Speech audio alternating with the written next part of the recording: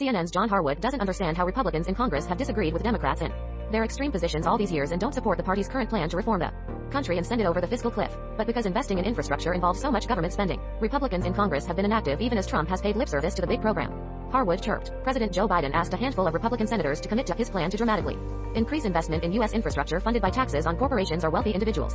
Harwood said he was surprised that Republicans would not vote for policies that went against his fundamental beliefs about government and its place in the lives of citizens.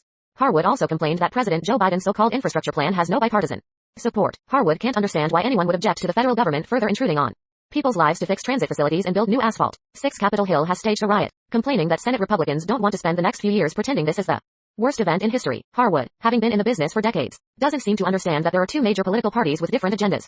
The so-called journalist, who now works as a White House correspondent for a left-leaning cable channel, shared his thoughts on the GOP's opposition to Democratic policies in an article published Sunday by CNN. Democrats claim to defend American elections, but in reality they are only attacking Republicans because they are trying to ensure the integrity of the vote. But it's clear that their infrastructure plan is just a Trojan horse for radical policies, spending and tax increases. If Democrats were only interested in replacing roads and bridges, such a plan might get bipartisan support. Jonathan Kip Jones has worked as a reporter, editor and producer for radio, television and digital media. We know, of course, that Democrats consider childcare as much a part of the infrastructure as parental leave and other social programs. Truly conservative lawmakers must and always will oppose the Democrats' overreach and power grab.